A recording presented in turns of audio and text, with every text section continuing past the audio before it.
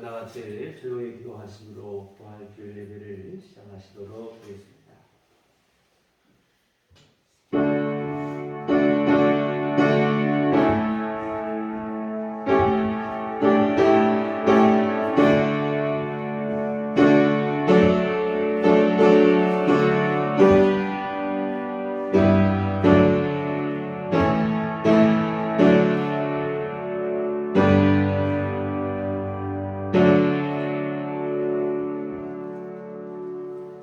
예수께서 이르시되 나는 부활이요 생명이니 나를 믿는 자는 죽어도 살겠고 무릇 살아서 나를 믿는 자는 영원히 죽지 아니하리니 이것을 내가 믿느냐.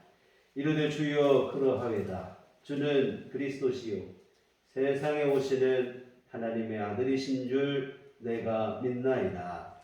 아멘. 우리 다 같이 자리 편하셔서 찬송가 8장 함께 찬송하시겠습니다.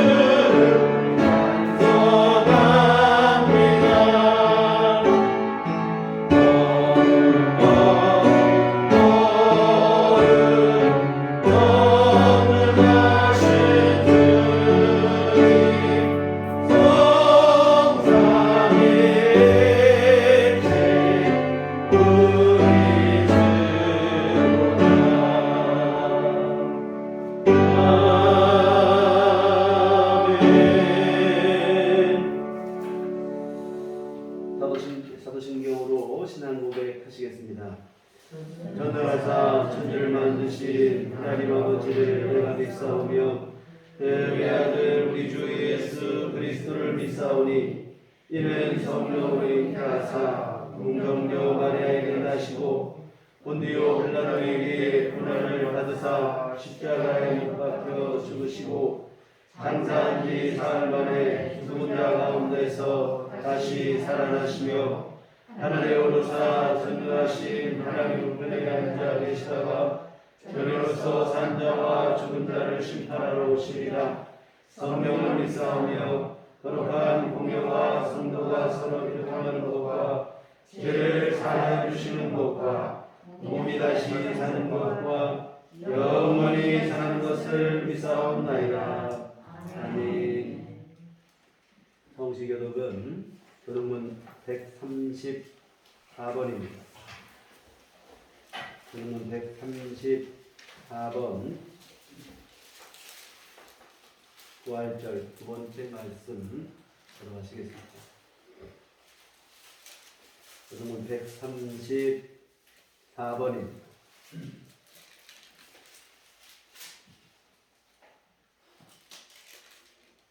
내가 받은 것을 먼저 너희에게 전하였노니 이는 성경대로 그리스도께서 우리 죄를 위하여 죽으시고 장사하는 바 되셨다가 성경대로 사흘 만에 다시 살아나사 대가에게 보이시고 후에 12 제자에게와 그 후에 500여 형제에게 일시에 보이셨나니 그 중에 지금까지 대다수는 살아있고 어떤 사람은 잠들었으며 그 후에 야고보에게 보이셨으며 그 후에 모든 사도에게와 맨 나중에 만삭되지 못하여 난 자 같은 내게도 보이셨느니라.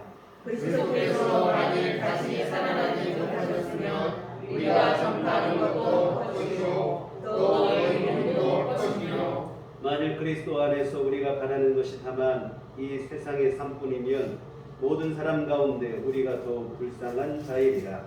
그러나 이제 그리스도께서 죽은 자 가운데서 다시 살아나사 잠자는 자들의 첫 열매가 되셨더라. 아멘.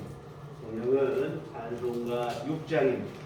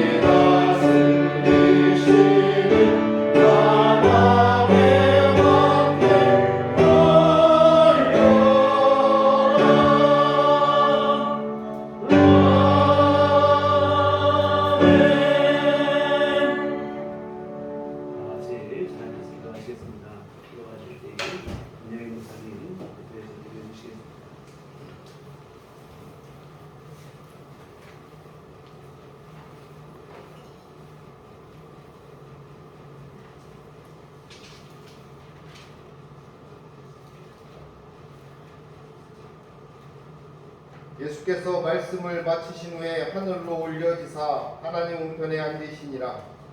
제자들이 나가 두루 전파할세 주께서 함께 역사하사 그 따르는 표적으로 말씀을 확실히 증언하시니라. 생명의 주인이신 아버지 하나님, 거룩하고 놀라운 부활절 이 아침 부활의 주님께서 부르시기에 응답하고자 저희의 모든 것 내려놓고 주님 편을 찾았습니다. 부활하신 생명의 주님께서 여기 모인 모든 생명들에게 부활의 신비와 부활의 기쁨과 부활 생명의 삶을 맛보게 하여 주시옵소서. 세상은 아직도 전쟁으로 생명의 멸시가 만연하고 생명의 간절함과 소중함을 잃어버린 채 살아가고 있는 모습들을 볼 때마다 부활의 이 아침 다시 살아나신 주님께서 모두를 구원하고자 하셨던 십자가와 생명의 부활을 깨닫게 됩니다.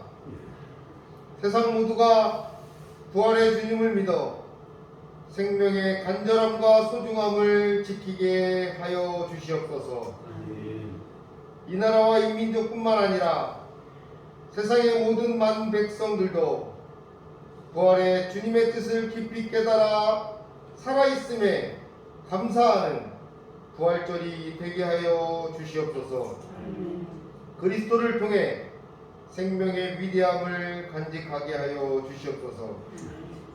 생명의 주님, 전쟁과 장기화된 질보로 삶이 팍팍해지고 힘들고 지쳐가지만 더 큰 어려움 속에서도 주님을 믿고 의지할 때마다 힘주셨고 용기 주셨음을 믿습니다.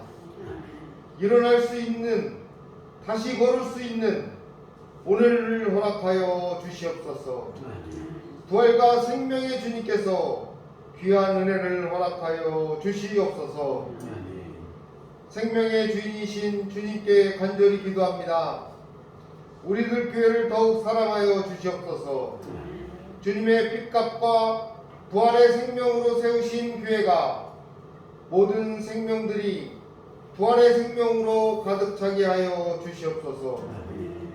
육신과 마음의 질고와 또 여러 가지 이유로 다가오는 많은 어려움들이 생명의 기운으로 바뀌게 하여 주시옵소서. 부활의 주님 안에서 희망을 바라보게 하여 주시옵소서. 또 우리 교회가 부흥케 되기를 원합니다. 감사하게 하여 주시옵소서. 부활절 예배에 내려주신 말씀으로 삶을 살아가게 하여 주시옵소서. 목사님을 통해 주시는 말씀으로 주님을 향한 이정표를 삼아 교회가 늘 살아 역사하고 살아 숨쉬고 부활의 감동이 넘치게 하여 주시옵소서. 다시 사셔서 우리에게 승리의 면류관을 쓰시고 그리스도로 생명의 근원으로 오신 부활의 주, 생명의 주, 사랑의 주이신 예수 그리스도의 이름으로 간절히 기도합니다. 아멘.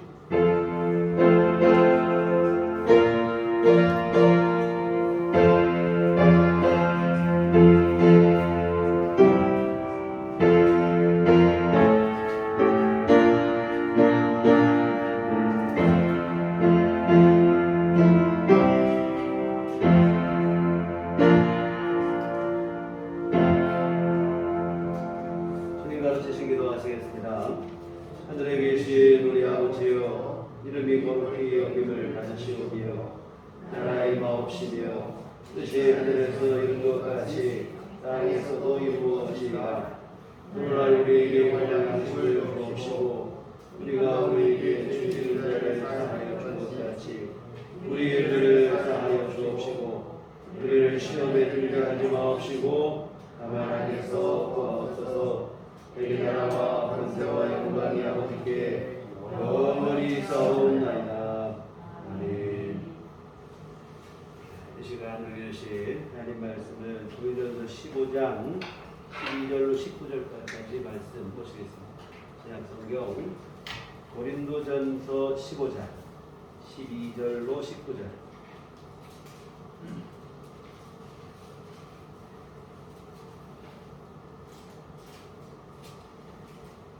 성경, 제가 읽는 성경 282쪽에 기록되어 있습니다. 고린도전서 15장 12절부터 19절까지 말씀 보시도록 되겠습니다. 제 한 목소리를 합독하시겠습니다.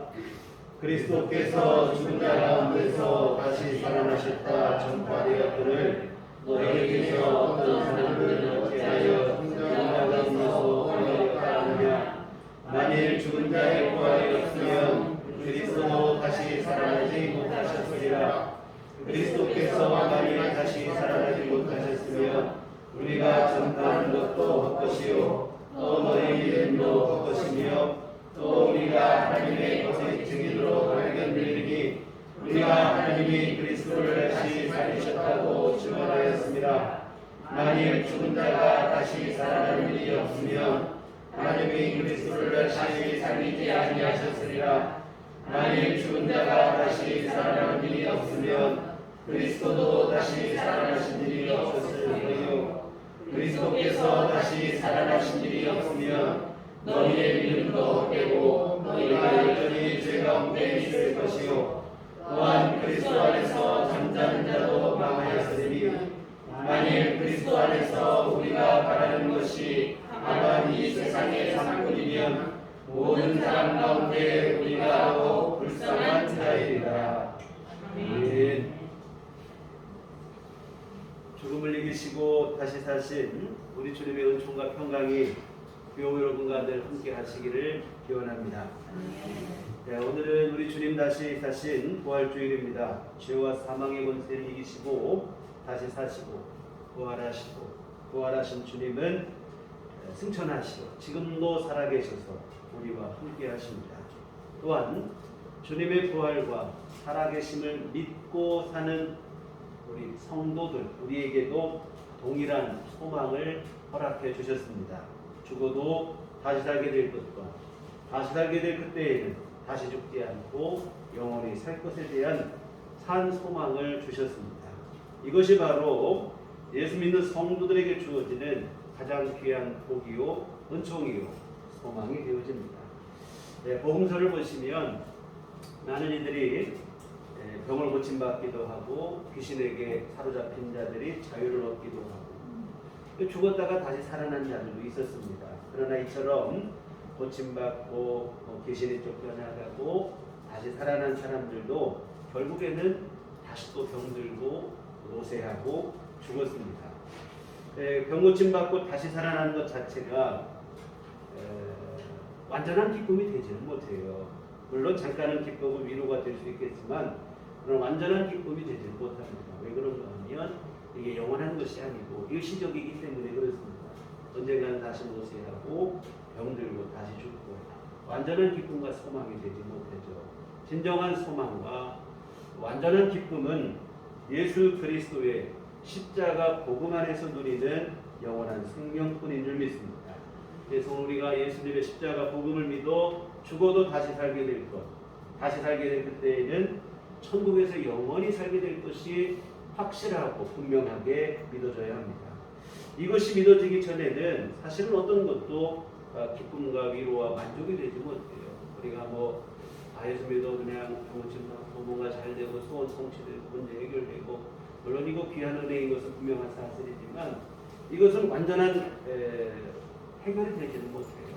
제한적이고 일시적이고 진정한 문제 해결과 우리에게 주는 기쁨과 위로는 예수 그리스도 안에서 죄와 사망을 극복하고 다시 살고 영원히 살고 이것에 대한 소망, 확신이 우리 안에 있을 때입니다. 예수님의 십자가 죽으심과 부활은 죄와 사망 가운데 있는 이 세상을 향하신 하나님께서 향하신 가장 위대한 일이 되어집니다. 우리가 한때는 예수 믿고 잘 살아보고 뭐든 되고 이런 생각을 많이 했는데 하나님께서 우리에게 주신 가장 귀하고 영광스러운 은총 우리를 위해 행하신 가장 위대한 일은 바로 예수님의 십자가 죽으심과 부활입니다. 하나님께서 하실 수 있는 가장 위대한 일을 우리에게 이루어 주셨다고 하는 사실입니다.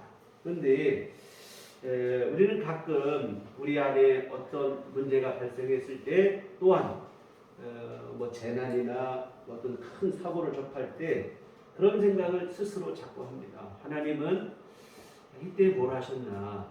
이런 큰 사고 속에 이런 재난 속에 하나님은 무책임한 그 방관자로 지내셨는가? 하나님은 왜 가만히 계시는가? 왜 아무것도 안 하시나? 이런 의문을 갖게 되고 그런 생각을 합니다. 부활절이 되면 자연스럽게 떠오르는 사고가 사실 세월호 침몰 사고입니다. 어제가 8주년이 되는 날이었는데 사고가 나는 그때도 부활절을 앞둔 주간에 이 사고가 일어났어요. 아직 채 피어보지도 못한 어린 학생들이 300여 명의 어린 학생들이 목숨을 잃는 아주 끔찍한 사고인데 많은 이들이 그때 그런 생각을 했습니다. 전능하시고 선하신 하나님께서 왜 이런 사고를 가만히 방치를 하시는가? 막지 않으시나? 하나님은 도대체 뭘 하십니까? 전능하시고 선하신 하나님 도대체 무엇이 전능하고 무엇이 선한 것이란 말인가? 이런 생각을 해서 원망과 불평에 만들었습니다. 특히 그때는 사고가 난 이후에 구조에도 구조를 안 한 것도 있었지만 또 날씨가 좀 안 좋아가지고 구조를 시작하려고 해도 난항을 겪고 그런 일들이 좀 거듭이 됐어요. 그러다 보니까 사람들 안에 하나님이 해도 너무하신 거 아닌가? 사고 난 것도 그렇지만 이렇게까지 하셔서 이렇게까지 하시나? 도대체 하나님이 말씀하신 정의는 뭐고 선이란 무엇인가? 뭐 이런 원망 섞인 의문들을 쏟아냈는데요. 뭐 물론 짧은 시간에 이 문제에 대한 이 의문에 대한 모든 해답을 다 말씀드릴 수는 없고 큰 뜻에서 말씀을 드린다면 아까 말씀드린 것처럼 이 모든 일들 중에 하나님께서는 가만히 계신 게 아니라는 사실입니다. 위대한 일을 행하셨어요. 물론 또한 먼저는 뭐냐면 우리가 생각할 때 이 땅에서 겪는 모든 아픔과 고통과 슬픔의 원인이 사실은 하나님께 있는 게 아니에요. 인간의 범죄에서 비롯했다는 것을 우리가 잊지 않으셔야 됩니다. 죄로 인해 이 땅에 고통이 찾아오고 하나님께서 지으셨던 에덴 동산은 고통과 아픔과는 아무 상관이 없는 완전한 장소였습니다. 죄가 들어오게 되면서부터 고통이 찾아오고 슬픔, 아픔 그리고 죽음이 찾아오게 되는 것이지 죄가 들어오기 전에는 평화로움, 풍요로움, 완전한 그 자체였습니다. 그리고 또 중요한 사실 한 가지를 기억할 것은 범죄하고 그 죄로 인해 고통을 당하는 것 이것은 하나님께서 계획하신 일도 아니라고 하는 사실. 하나님께서 또한 바라고 원하셨던 바도 아니라는 겁니다. 다만 인간이 잘못된 선택을 해서 죄를 짓게 되고 그 죄로 인해 고통이 찾아오게 되고 그래서 어찌 보면 모든 고통과 문제의 근원은 죄에 있고 그 죄는 인간의 탐욕으로부터 잘못된 선택으로부터 비롯되어졌고 그렇다면 오늘 우리 삶 속에 나타나는 여러 가지 만나는 문제나 어려움들 사실 이것은 하나님께 원인을 찾고 하나님께 원망하고 하나님께 화풀이할 게 아니라 사실은 우리의 책임이라는 사실을 우리가 늘 잊지를 않아야 될 것입니다. 여하튼 먼저 생각할 것은 이 땅의 모든 문제들 만나는 고난이나 시련이나 아픔이나 고통의 문제의 원인이 하나님께 있는 게 아니라는 사실을 먼저 기억해야 될 것이고 또 하나는 하나님께서는 절대로 그냥 방관하고 아무것도 안 하고 계시지 않았다는 사실입니다. 아무것도 하지 않고 가만히 계신 무정하고 무책임하고 그런 오해를 하는데 하나님은 무책임하지도 또 무정하시지도 않으십니다. 세상의 죄악과 그 죄악으로 인한 고통의 문제로 인해 하나님께서 그 일들을 해결하시고자 위대한 일을 하셨는데 아까 말씀드린 것처럼 바로 예수님의 십자가 죽으심과 부활입니다. 창세전부터 하나님이 이 일을 계획하시고 그 일 계획을 성실히 이행하시어 기어이 예수님으로 이 땅에 오게 하시고 십자가를 지게 하시고 십자가 부활을 통해서 복음을 완성하시고 죄와 사망의 문제를 해결하셨습니다. 모든 고통과 슬픔의 근원이 되는 죄를 해결하시게 되어진 것인데요. 결국은 이제 우리가 그 복음 안에서 죽어도 다시 살고 영원히 살게 되는 이와 같은 은총을 누리게 되어졌습니다. 이와 같은 하나님께서는 십자가 부활을 통해 죄와 고통 가운데 있는 우리에게 영원한 삶으로 또한 천국으로 갈 수 있는 길을 열어놓으셨습니다. 하나님께서 가만히 계신 것도 아니고 뒷짐지고 방관자로 계신 것도 아니고 할 수 있는 가장 위대한 일을 하나님께서 우리에게 이루어 주신 줄 믿습니다. 스스로 죄를 지어서 당하는 고통이니 설령 하나님께서 가만히 계신다 한들 사실 문제될 것도 없어요. 자기 잘못으로 자기가 고통을 당합니다. 그 죄에 따라 하나님은 심판하시면 그만입니다. 그런데 하나님은 가장 위대한 일, 가장 큰 은총, 사랑을 우리 안에 베풀어 주셔서 예수님을 통해 우리에게 죄와 사망의 문제를 극복하고 영원한 생명으로 하나님 주시는 은총을 누리는 위대한 역사를 베풀어 주셨습니다. 그래서 하나님은 방관자도 아니고 무정한 심판자도 아니고 사랑의 구주가 되시는 줄 믿습니다. 여하튼 예수님의 십자가 구원의 복음은 하나님께서 행하신 가장 위대한 일입니다. 죄와 사망 가운데 있는 우리를 위해서 하나님께서 하실 수 있는 가장 위대한 일을 하나님이 이루신 것인 줄 믿습니다. 병자를 고치고 가난한 자를 부유하게 하고 죽은 자를 잠깐 살려낸다 한들 그것이 진정한 해결이 되지는 못하고 임시방편에 지나지 않습니다. 세월의 흐름 속에서 다시 병들고 다시 노쇠하고 다시 죽음으로 가게 되고 완전한 해결이 아니죠. 예수님의 십자가 복음을 통해 우리를 구원하시고 우리에게 영원한 생명을 허락하신 것만이 가장 완전한 해결이고 이보다 더 크고 놀라운 은총은 다시 없는 줄 믿습니다. 그런데 여러분 안타까운 것은 오늘날 교회와 성도들 안에서조차도 이 십자가 복음의 그 은총을 무시하는 이러한 때가 많다는 거예요. 십자가 부활의 능력을 별거 아닌 것으로 생각할 때가 있어요. 지독한 오해입니다. 단언컨대 여러분 십자가보다 더 위대하고 영광스러운 일은 앞으로도 다시 있을 수가 없어요. 하나님이 하신 가장 귀한 일입니다. 그런데 참 부끄러운 얘기지만 사실은 저도 한때는 교회에서 부활에 대해서 영생에 대해서 설교를 할 때 참 현실의 문제를 도외시하고 무책임하게 너무나 무기력하게 그냥 변명을 들어놓는 거 아닌가 하는 생각을 했던 적이 있어요.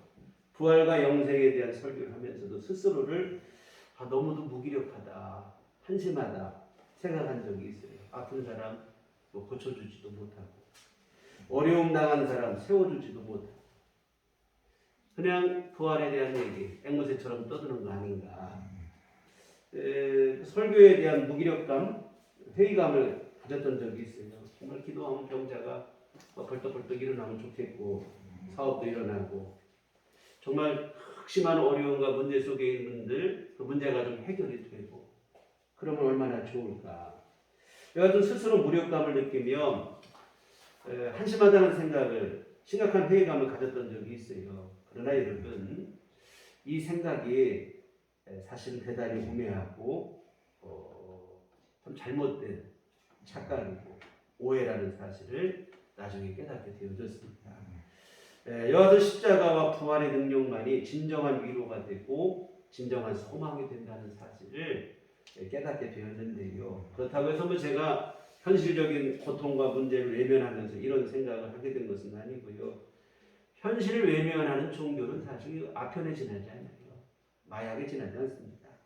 현실을 도외시하게 된 것이 아니라 오히려 그 반대로 전에 비해서 사실 나이가 들수록 현실의 문제를 더 깊이 알게 되고 더 깊은 공감을 하게 되고 더 정확하게 알게 되어집니다. 그런데 여러분 이처럼 현실을 도외시한 게 아니라 반대로 현실적인 고통의 문제를 더욱 깊이 생각하게 되고 그러다 보니까 오히려 결론은 십자가 복음밖에 없어요. 세상에서 이런저런 얘기를 하고 하지만 세상에 해결 방법이 없어요. 세상이 말하는 정의나 평화 이것과 되지도 않냐고. 오직 예수 그리스도 안에 있는 부활과 천국에서의 영생이 더욱 소중하고 위대하고 그 외에 어떤 것도 우리에게 진정한 해답을 주지 못한다 이 말입니다. 여하튼 부활과 영생이 그냥 희미하게 혹시 모르니까 복음 들어온다는 식으로 믿었고 그렇게 희미하게 믿었을 때에는 이게 비겁한 변명처럼 느껴졌지만 현실적인 대안이 되지 못하는 무기력한 변명으로 보였는데 그러나 이 부활과 영생이 실제로 믿어지고 우리 안에 확신이 되어지면 이외에 다른 어느 것도 위로가 되지 못하고 해결이 되지 못하고 해답이 되지 못하고 정말 십자가 복음은 무기력한 것이 아니라 가장 강력한 소망이요 힘이 되어지는 줄 믿습니다. 정치인들도 경제로 여러 가지로 현실적인 고통과 문제에 대한 해답들을 제시합니다. 대통령 선거가 얼마 전에 있었고 또 얼마 안 있으면 지방 선거가 또 이제 치러지게 되는데요. 후보들마다 얼마나 많은 공약들을 내놓는지 몰라요. 그 공약을 보면 그 공약의 전부는 그만두고 절반만 실천이 돼도 우리 대한민국이 벌써 지상 천국이 되지 않았을까 하는 생각이 들 정도인데 그런데 여하튼 이런 말들을 막 떠벌리지만 중심에 들어가 보면 욕심밖에 없어요. 남는 게 하나도 없어요. 정의, 평화 다 허울에 지나지 않습니다. 말은 그럴듯하지만 실상은 어느 것도 만족스럽지 못하고 해답이 되지를 못해요. 오직 예수 그리스도 안에 있는 부활과 영생에 대한 소망 이것만이 진정한 해답이 되어지고 근원적인 해답이고 완전한 해답이고 영원한 해답이 되어지는 줄 믿으시길 바랍니다. 사랑하는 성도 여러분, 예수님의 십자가 복음 그보다 더 위대한 것이 없어요. 그 안에 있는 부활과 영생보다 더 귀한 복과 은총도 없습니다. 예수님의 십자가 복음을 믿어서 내가 죽어도 다시 살게 될 것과 다시 살게 될 그때는 다시 죽지 않고 영원히 사라질 것이 믿어지셔야 됩니다. 이 소망이 여러분 안에 분명하셔야 됩니다. 주님이 주신 부활과 이 영생의 가치를 우리가 좀 정확하게 알고 신앙생활을 했으면 좋겠어요. 영원한 생명의 가치를 분명히 알고 소중히 여기는 믿음이 되어져야 되는데 정확하게 알지를 못하니까 소중한 줄을 모르고 그렇게 되는 것 같아요. 근데 방금 말씀드린 세월호 침몰 사고, 우리가 정말 그런 사고 앞에서 분명하게 얻을 수 있는 교훈이 하나 있는데 생명보다 더 소중한 것은 없다고 하는 아주 단순한 진리입니다. 사실 여러분 이게 새로운 깨달음을 할 것도 없어요. 이게 얼마나 간단하고 지극히 소박하고 단순한 진리인데, 근데 우리는 이 당연한 사실인데 이것을 너무 쉽게 잊고 살아간다 이 말이에요. 생명의 소중함을 잘 몰라요. 살아있음으로 감사해야 돼요. 영원히 살게 되었음을 우리가 감사하고 그렇게 살아야 되는데 이 감격 속에 지내야 되는데 그러지를 못합니다. 여러분 사고 당시에 실종 상태에 있었을 때 그때는 죽었다고 생각 안 하고 실종이라 생각을 하고 살아나기를 기대했습니다. 여하튼 실종 당시 가족들의 가장 간절한 소원이 뭐였냐면 사람만 있어달라. 사람만 있어달라. 공부 잘하고 좋은 학교 가고 출세하고 성공하고 그런 거 없어요. 다 필요 없고 그냥 사람만 있어달라. 도발하는 것 없어요.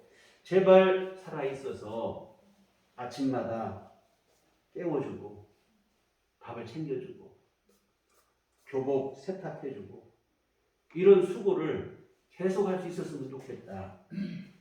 이거였어요. 평소에는 공부해라 얼마나 잔소리를 했겠습니까? 그러나 이런 엄청난 일을 당하고 보니까 공부가 전부가 아니라는 것을 절실하게 깨닫게 되는 거예요. 생명보다 소중한 것이 없다는 사실을 절실하게 깨닫는 것입니다. 여러분 이런 일들을 보며 우리의 믿음도 점검을 해보셔야 돼요. 정말로 나는 가장 소중한 것에 가치를 두고 나는 신앙생활을 하고 있는가? 오히려 아무것도 아닌 것 때문에 가장 귀한 것을 잊고 살아가지는 않는가? 이 차선에도 미치지 못하는 것들에 함몰되어서 최고의 것을 도둑맞고 살아가고 있지는 않은지 돌아봐야 됩니다. 여러분 주님께서 우리에게 주신 가장 소중한 최고의 선물은 영원한 생명인 줄 믿으시길 바랍니다. 주님이 생명 바쳐주신 생명값으로 우리에게 주신 일인 줄 믿습니다. 이보다 더 귀한 게 없어요. 가장 귀한 은혜요, 귀한 축복을 우리가 얻은 것입니다. 그런데 우리는 이 영원한 생명의 가치를 너무 쉽게 잊어버린다 이것입니다. 하찮게 생각하고 그냥 대수롭지 않게 생각을 하고 그 소중함을 모르고 그 가치를 평가절하하고 대신에 우리가 열광하는 게 있어요. 주님이 주시는 생명은 그 가치를 모르고 오히려 대신에 우리가 열광하는 게 있는데 뭐냐면 한마디로 말하면 우리 통장에 잔고라 이 말입니다. 내 통장에 얼마나 돈이 많이 쌓여 있느냐 여기에 너무 집착을 해요. 일단은 통장에 많이 동그라미 숫자가 많아야 복이고 은혜라고 생각을 하고 그래야 하나님이 나를 사랑하신다고 생각을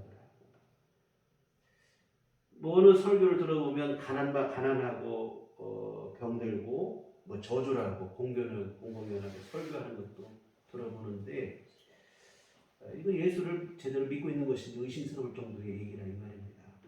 부자는 사랑받는 것이고 가난하면 저주받는 것이고 건강하면 사랑받는 것이고 병들면 저주받는 것이고 성공하면 사랑받고 실패하면 버림받은 것입니다. 이런 단순한 논리로 나가는 것은 신앙을 저급하게 하는 것입니다. 주님께서 하시는 건 아니고 주님께서 또 원하시는 것도 아니고 여러분 하나님의 사랑은 지지난 주일에 말씀을 드렸지만 이런 것으로 증명되는 게 아니에요. 뭐 통장의 정보, 잔고, 살림살이, 형편, 내 부동산 규모 이런 것에서 하나님의 사랑이 증명되는 게 아니고 하나님의 사랑은 바울 사도께서 로마서에서 말씀하신 것처럼 그리스도께서 우리를 대신하여 십자가에 죽으심으로 우리를 향하신 하나님의 사랑이 확증되었다고 그랬어요. 확실하게 분명하게 증명이 되었다. 이렇게 말씀하고 있습니다. 여러분 하나님께서 우리를 얼마나 사랑하시는지 가장 분명하게 보여주신 것은 예수님의 십자가 죽음입니다. 근데 우리는 자꾸 하나님의 사랑, 주님의 은총하면 통장부터 꺼내보려고 합니다. 통장에 얼마나, 내 부동산은 규모가 얼마나 됩니까? 이런 걸 생각을 하는데요. 하나님은 이미 분명하게 내 사랑을 보여주셨다. 내가 너희를 얼마나 사랑하는지 보여주셨다. 근데 우리는 자꾸 다른 데서 그냥 찾으려고 하면서 하나님께 보여달라고 떼를 쓰는 거예요. 여러분 아닙니다. 십자가를 통해서 하나님의 사랑을 확인하시고 내가 주님으로부터 얼마나 귀한 사랑을 받고 있는가, 목숨 바쳐 나를 사랑하신 그 사랑을 받고 있음을 확신하시고 나는 사랑받고 있음에 대한 확신을 갖고 살아가셔야 우리가 진정한 믿음으로 승리하는 삶을 살아가게 되어질 줄 믿습니다. 여러분 십자가 복음을 통해 영원한 생명을 얻은 것, 이것이 사랑이고 사실은 이것이 복이고 이것이 은혜이고 이것이 가장 위대한 가치가 되어집니다. 이 믿음이 분명했으면 좋겠습니다. 천국과 영생의 가치를 모르면 사실 여러분 아무리 대단한 것을 손에 쥐어도 만족이 안 돼요. 잠깐은 뭐 좋을 것 같지만 그게 만족이 됩니까? 여러분 나를 위해 죽으시고 부활하신 예수님으로 만족이 안 되는데 뭐 갖고 만족이 되겠습니까? 만족이 될 수 없어요. 부활과 천국과 영생의 가치를 정확하게 하시고 진심으로 감사하시고 그 은혜를 소중히 여기시며 살아가시는 여러분 모두가 되시길 주님의 이름으로 부탁을 드립니다. 아멘. 사랑하는 성도 여러분, 주 안에서 다시 살 것과 다시 살게 될 그때에는 천국에서 영원히 살 것에 대한 믿음이 없다면 우리 인생은 너무 허무하다 이 말입니다. 지금 당장은 어떤 사람은 성공하고 참 좋을 것 같고 어떤 사람 실패한 사람도 있고 뭐 승리한 사람, 패배한 사람. 그러나 여러분 100년만 지나면 결과적으로 남는 것은 뭐 성공한 사람이나 실패한 사람이나 뭐 대단한 역사를 이룬 사람이나 그렇지 못한 사람이나 손에 남는 건 허무함밖에 없어요. 덧없는 게 인생이라 이 말입니다. 부활과 영생에 대한 믿음이 없어서 정말 내세에 대한 확신이 없다면 아무리 성공한 것 같은 사람도 출세한 것 같은 사람도 대단한 업적을 이룬 것 같은 사람도 다 허무한 삶으로 끝을 가게 되고 결국에는 두려운 결과를 맞게 되고 그럴 수밖에 없어요. 부활과 영생에 대한 믿음이 없으면 사실은 여러분 진정한 만족이 없어요. 그런데 안타까운 것은 반드시 믿어야만 하는 이 진리를 믿지 못하는 사람이 너무나 많다고 하는 사실입니다. 부활에 대한 불신이 꼴이 생각보다 깊어요. 교회 밖의 사람들은 뭐 말할 것도 없고 교회 안에 있는 성도들조차도 예수를 믿는다고 하면서도 부활에 대한 믿음, 영생에 대한 믿음이 이게 있는 건지 없는 건지 희미할 때가 있어요. 근데 여러분 이 믿음이 분명하셔야 돼요. 오늘 12절에 보시면 그리스도께서 죽은 자 가운데서 다시 살아나셨다 전파되었거늘 너희 중에서 어떤 사람들은 어찌하여 죽은 자 가운데서 부활이 없다 하느냐. 이게 여러분 교회 밖의 사람들에게 하는 말이 아니에요. 고린도 교회 성도들을 향해서 하는 말입니다.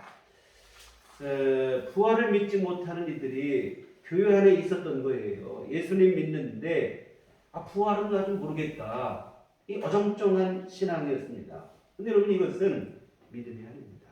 부활에 대한 믿음이 분명하지 못하다면 기독교 신앙이 될 수 없어요.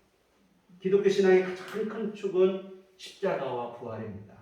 십자가 죽음을 통한 죄사함과 부활을 통한 영생, 이 두 가지가 분명하게 믿어져야 이게 온전한 신앙이 되어집니다. 오늘 본문 전에 있는 3절과 4절 말씀에 보면 내가 받은 것을 먼저 너희에게 전하였노니 이는 성경대로 그리스도께서 우리 죄를 위하여 죽으시고 장사 지낸 바 되셨다가 성경대로 사흘 만에 다시 살아나사. 여러분, 오늘 우리가 신앙 고백하는 사도신경, 그 이전에 기독교 초기의 교회 신경이 바로 3절과 4절이에요. 신경이라고 하는 것은 믿음의 교리를 요약한 공식적인 교회의 진술 이렇게 말할 수 있겠는데, 기독교 초기의 신경은 3절과 4절이었습니다. 오늘날에는 조금 더 많은 내용을 담고 있는데 초기에는 그렇지 않았어요. 하여튼 기독교를 구성하는 가장 기초적이고 근본적인 교리와 신앙 고백은 다른 게 아니고 오늘 3절 4절 말씀처럼 예수님께서 우리 죄를 위해 죽으셨고 사흘 만에 다시 살아나셨다. 예수님의 십자가와 부활을 믿는 것, 이게 기독교 신앙의 가장 기초가 되는 것이었다 이 말입니다. 그런데 안타까운 것은 갈수록 십자가와 부활에 대한 믿음이 희미해져 간다고 하는 사실입니다. 특히 부활에 대한 믿음은 그 정도가 심각해서 교회와 성도들조차도 부활을 잘 믿지 못하고 그냥 오늘날 부활을 그냥 하나의 상징이나 의미 또 정신 이런 말로 얘기하기를 좋아해요. 그래서 가난과 억압으로 고통당하는 자들에게 또 가난한 자들에게 빵, 억압당하는 자들에게 자유를 주는 것이 부활의 정신이다. 물론 이것이 틀린 말은 아닙니다. 그런데 여러분, 지금 말하는 이것이 부활 신앙의 전부라고 주장한다면 이것은 거짓이 될 수밖에 없어요. 우리 주님은 여러분 사실 세상을 개혁하기 위해서 이 땅에 오신 것이 아니라 사실은 더 근원적인 문제, 죄의 문제요, 사망의 문제를 해결하시기 위해서 이 땅에 오셨고 또한 십자가에 죽으시고 부활하신 것은 바로 그 문제를 위해서 주님께서 십자가에 죽으시고 부활하셨다고 하는 사실입니다. 그래서 부활신앙의 핵심은 우리가 예수님을 믿어서 죄가 용서받고 죽어도 다시 살게 되는 부활과 영생에 대한 믿음을 갖는 그것인 줄 믿습니다. 근데 안타깝게도 부활을 자꾸 우리는 상징으로 몰아가는 물타기를 하는 거예요. 이 부활을 역사적 사실로 가르치고 믿기보다는 그 의미가 뭘까? 그 정신이 뭔가? 역사적 사실이라고 하는 분명한 믿음은 점점 약화되고 정신, 의미, 상징 이런 말로 두루뭉술하게 해서 모호하게 만들고 있어요. 근데 여러분 이것은 절대로 좋은 일은 아니에요. 사탄의 술수라고 생각을 합니다. 분명한 역사적 사실로 우리가 믿으시고 그 믿음 안에서 오늘 우리가 바라는 부활과 오늘 우리의 영생도 확실한 사실로 믿고 이것이 우리 안에 분명한 믿음이 되셔야 됩니다. 사랑하는 성도 여러분, 예수님의 부활은 분명한 역사적 사실이에요. 실제로 있었던 일이다 이 말입니다. 그리고 그 예수님의 부활을 믿는 우리의 부활도 미래의 일이지만 분명한 사실입니다.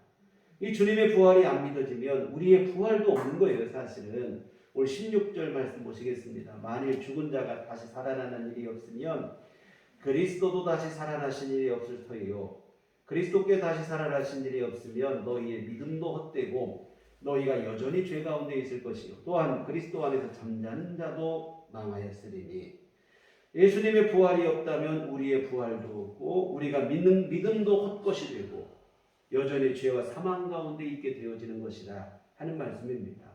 주님의 부활도 그리고 마지막 날에 있게 될 우리의 부활도 모두 사실로 여러분 안에 분명하게 믿어져야 됩니다. 그래서 이게 모호한 주장으로 그럴듯한 말로 나열을 해서 부활의 상징이요 의미 이렇게 하는 것보다는 주님의 부활도 사실이고 우리의 부활도 사실. 이것이 믿어질 때 우리가 정말 진짜 부활의 정신으로 이 땅에서 빛과 소금이 되는 삶을 살아가게 되어질 수도 있는 일인 줄 믿습니다. 그래서 예수님의 부활을 믿고 그 믿음 안에서 마지막 날 우리 또한 다시 살게 될 것을 분명하게 믿어줘야 됩니다. 예수님은 내가 믿기는 믿는데 다시 사는 것과 영원히 사는 것은 좀 내가 모르겠다. 가봐야 알겠다.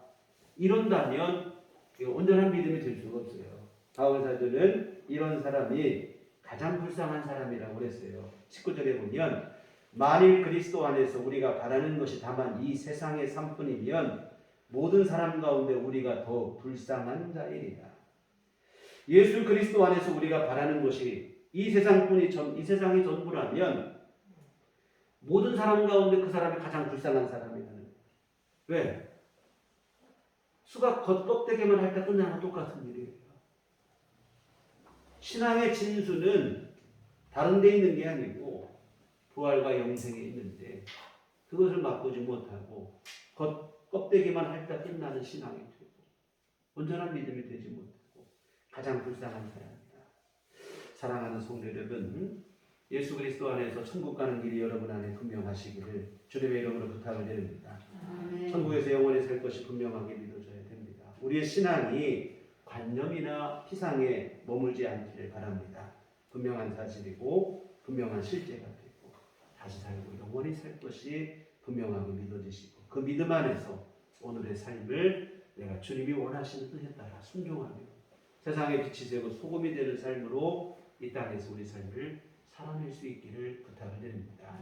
이와 같은 천국과 영생 우리 안에 분명한 믿음이 되어지시고 그 확실한 소망 속에서 오늘의 삶이 더욱더 주님의 뜻에 합당한 빛과 소금의 역할로 빛 가운데 살아가는 우리의 삶이 되셔서 정말 세상 가운데서 그리스도의 향기를 바라는 우리들 교회 온 교우들 다 되시기를 주님의 이름으로 부탁을 드립니다. 기도하시겠습니다. 주님, 오늘 우리 안에 부활에 대한 확실한 소망과 믿음을 허락하여 주시옵소서. 우리 주님이 다시 사시고 지금도 살아계신 것을 믿게 하여 주시고 그 예수님을 믿음으로 우리도 다시 살게 될 것이고 주님 나라에서 주님과 함께 영원히 살게 될 것을 확신케 하여 주시옵소서. 이 믿음과 소망으로 이 땅에 남아있는 우리의 삶을 더욱 하나님의 뜻에 맞게 순종하며 살아갈 수 있도록 도와주시옵소서. 빛과 소금이 되게 하여 주시옵시고 빛 가운데 걸어가는 삶이 될 수 있도록 주님 인도하여 주시옵소서.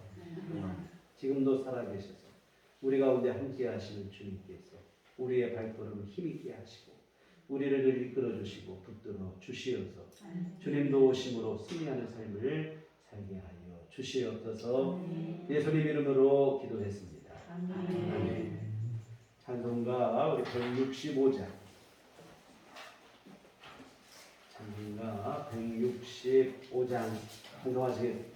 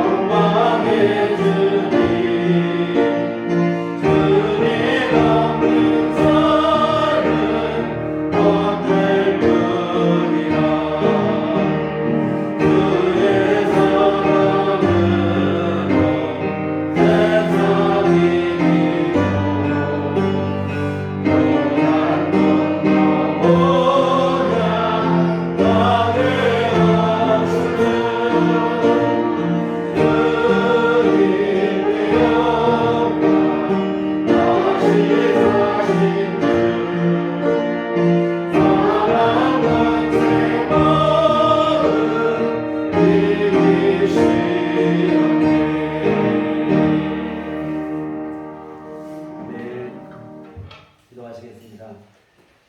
다시 사신 주님, 우리 안에 생명에 대한 소망을 주시니 감사를 드립니다. 우리가 비록 몸은 육신은 험한 세상 속에 살아가지만 영원한 생명을 소망하게 하시고 주님 나라를 바라보게 하시니 감사를 드립니다.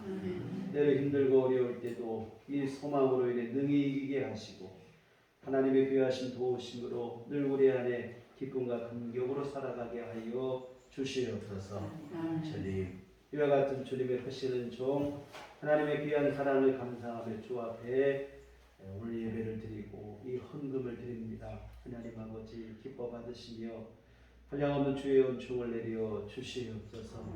아버지 귀한 헌금 쓰이는 곳에 복을 내리시고 하나님의 귀한 일들 이루게 하여 주시옵소서.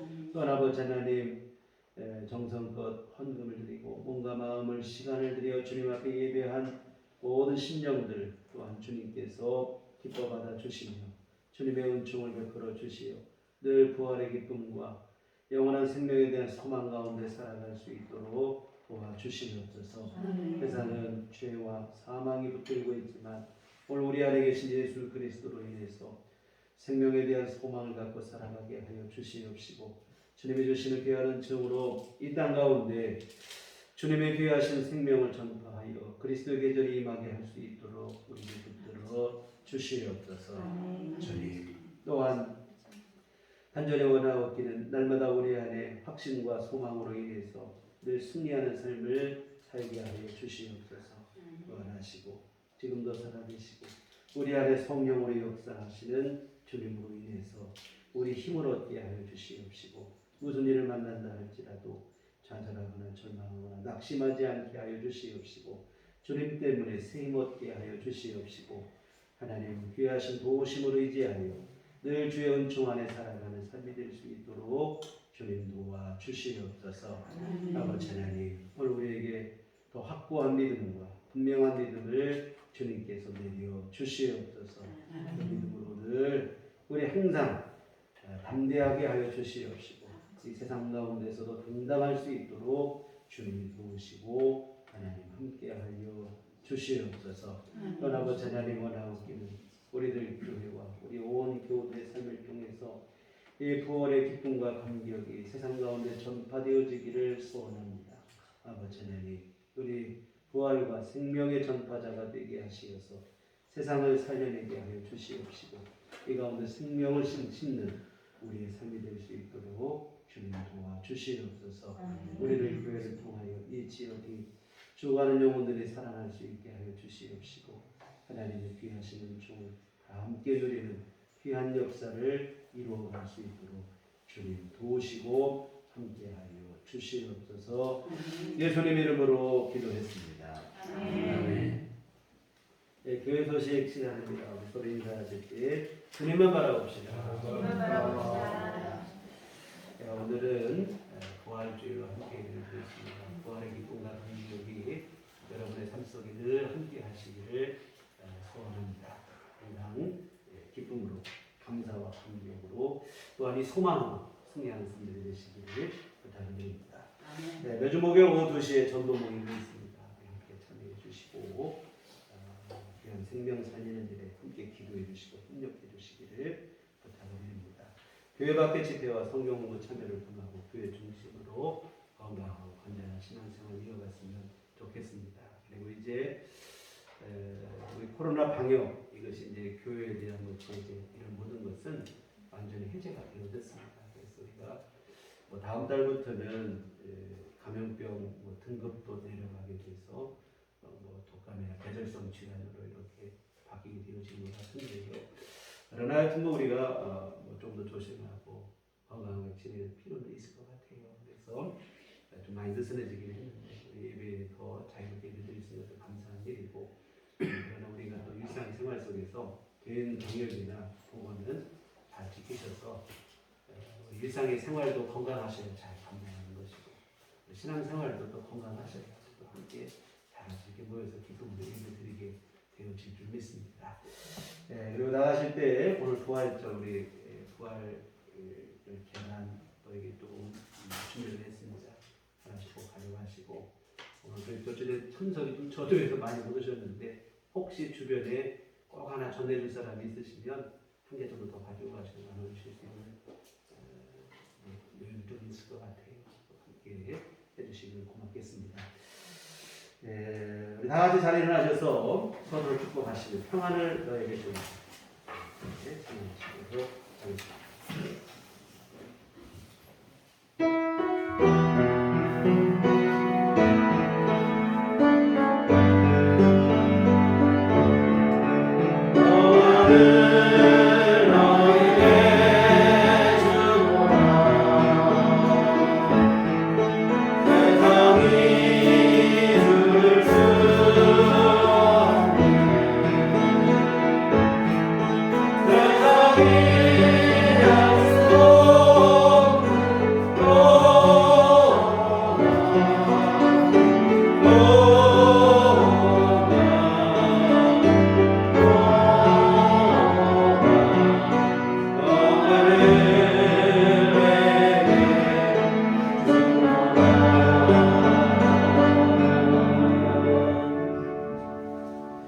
오직 성령이 너희에게 임하시면 너희가 권능을 받고 예루살렘과 혼유대와 사마리아와 땅끝까지 이르러 내 증인이 되리라.